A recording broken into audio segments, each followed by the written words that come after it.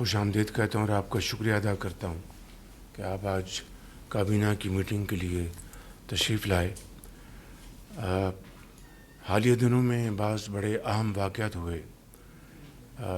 جمعے کے دن جس طرح آپ جانتے ہیں مکہ المکرمہ میں سعودی عرب، پاکستان اور ترکی کے درمیان ایک دفاعی معاہدہ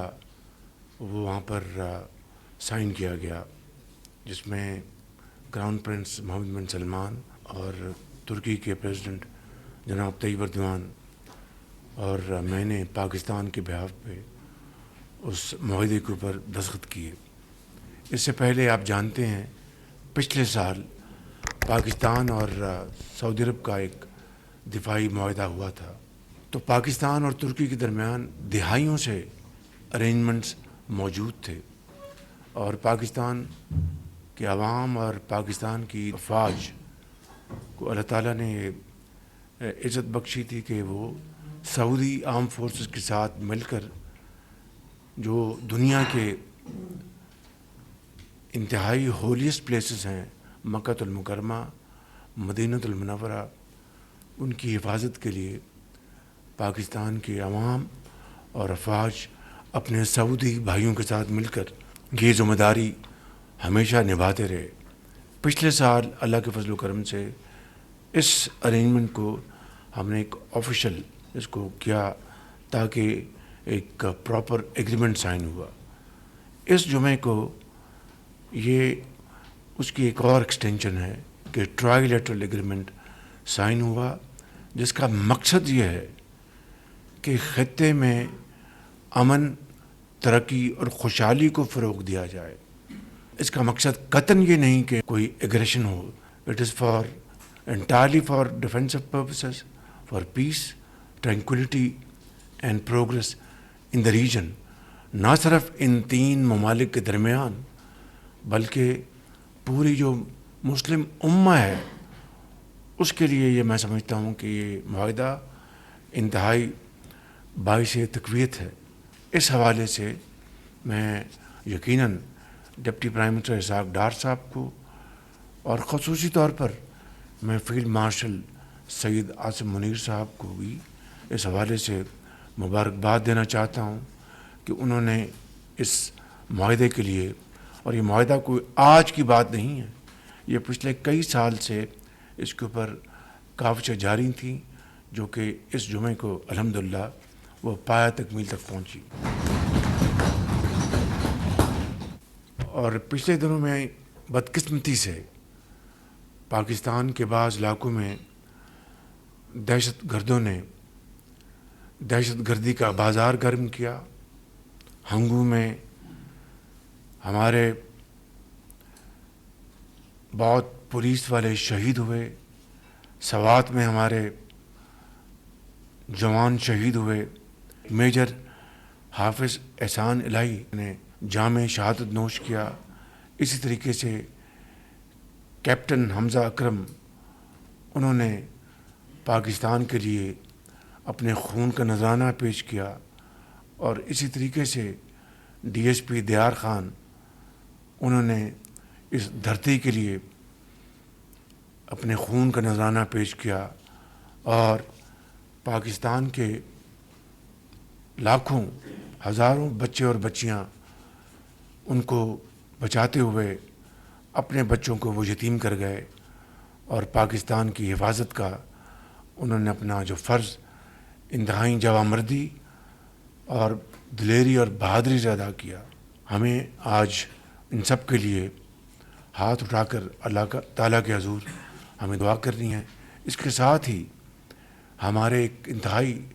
درینہ رفیق اقبال چنڑ، جو بھاولپور سے بڑی معروف سیاسی شخصیت تھی، وہ اللہ تعالیٰ کو پیارے ہو گئے۔ یہ وہ شخص ہیں جو برے وقت کے ساتھی تھے۔ میں ان کو میاں محمد نواز شریف ان کو ذاتی طور پر 1985 سے جانتے تھے، جب یہ ایک کاؤنسلر منتخب ہوئے۔ وہ دن آیا اور آج کے دن آیا، نہ صرف یہ کہ ان کے پاؤں میں کبھی لغزش نہیں آئی، میں ذاتی طور پر گواہ ہوں کہ یہ شخص برے وقت میں چٹان کی طرح مسلم لیگ نون کے ساتھ کھڑا رہا، اور میں سمجھتا ہوں کہ اس طرح کے واقعات سے نہ صرف ایک انسانیت کی تکریم ہوتی ہے، اس کا قد بڑھتا ہے، بلکہ دنیا ایسے شخص کی عزت اور احترام کرتی ہے۔ میں آگے بڑھنے سے پہلے سردار یوسف صاحب سے گزارش کروں گا کہ ان سب شہداء اور اقبال چرن کے لیے دعا فرمائیں۔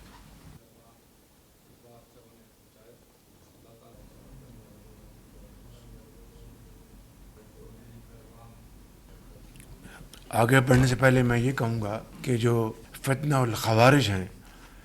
ان کو دن رات برباد کیا جا رہا ہے، اور انشاءاللہ یہ قربانیاں رائے گاہ نہیں جائیں گی، ضرور رنگ لائیں گی انشاءاللہ، اور ایک دن آئے گا کہ پاکستان ایک مرتبہ پھر دہشت گردی سے پاک ہوگا، اور یہ ملک امن اور ترقی کی طرف تیزی سے آگے گامزن ہوگا۔ آزاد کشمیر میں میر پور اور مظفر آباد میں الیکشنز ہو چکے، اور آج پنچ کے 2 اضلاع میں الیکشنز ہو رہے ہیں۔ الحمدللہ آزاد کشمیر کے عوام نے مسلم لیگ نون کو بھرپور ووٹ دیا، اور اس طرح ان 2 ڈویژنز میں جو نتائج آئے ہیں اس کے ساتھ جو وہ سیٹس جو کہ کشمیر سے جو ہمارے بھائی بہن وہاں سے پاکستان ہجرت کر کے آئے تھے، ان کی جو سیٹیں ہیں ان کو ملا کر مسلم لیگ نون کی الحمدللہ تقریباً میجورٹی بن چکی ہے۔ یہ ووٹ الحمدللہ میاں محمد نواز شریف کے اعتماد کا ووٹ ہے، یہ ووٹ میاں محمد نواز شریف کی لیڈرشپ کا ووٹ ہے، اور مجھے پوری امید ہے اگر حکومت بنے گی تو میاں محمد نواز شریف کی قیادت میں آزاد کشمیر میں دوبارہ ترقی اور خوشحالی کا سفر شروع ہوگا۔ اس کے لیے میں تمام آزاد کشمیر کے اپنے بھائی بہنوں کا شکریہ ادا کرنا چاہتا ہوں جنہوں نے مسلم لیگ نون کو ووٹ دے کر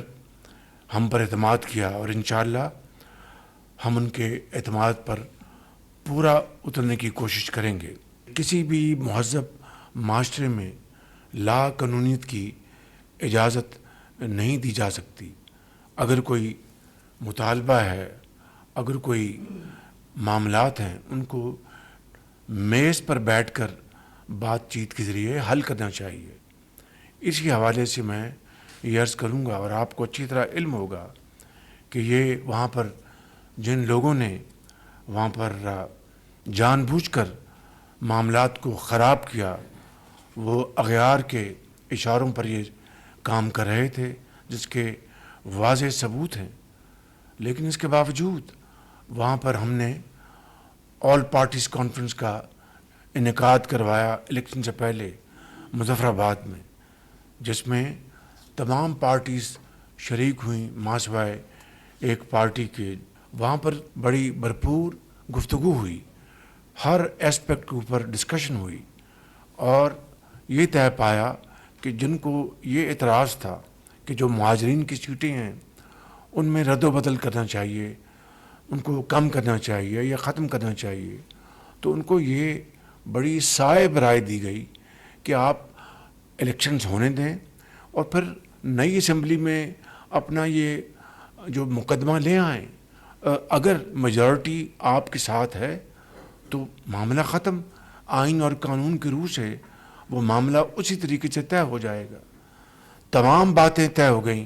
اس کے اوپر وہ اڑے رہے، بے جا ضد کی، جس نے بدقسمتی سے معاملات کو خراب کر دیا۔ میں آج بھی یہ سمجھتا ہوں کہ اب نئی حکومت انشاءاللہ معرض وجود میں آئے گی تو ان کے ساتھ پھر گفتگو کرنے کا سلسلہ جاری کرنے کا معاملہ انشاءاللہ آگے بڑھے گا۔ مجھے امید ہے کہ جو صرف تلے ہوئے ہیں کہ ہم نے خرابی کرنی ہے، ہم نے وہاں پر اناکی مچانی ہے، تو ان کو تو اس کی اجازت نہیں دی جائے گی. لیکن جو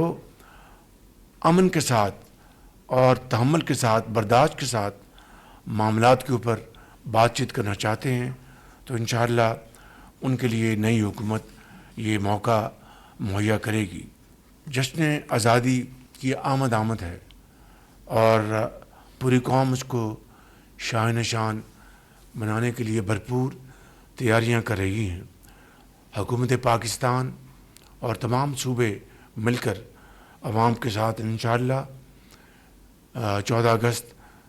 روایتی طور پر انشاءاللہ بڑی شان و شوکت کے ساتھ منائیں گے، اور اس بات کا دوبارہ عہد کریں گے کہ انشاءاللہ ہم سب مل کر پاکستان کو صحیح معنوں میں قائد کا پاکستان بنائیں گے، اور محنت، امانت اور دیانت کے ساتھ پاکستان کو اس کا دنیا میں ایک باوقار مقام دلوائیں گے. انشاءاللہ یہ ہوگا اور ضرور ہوگا.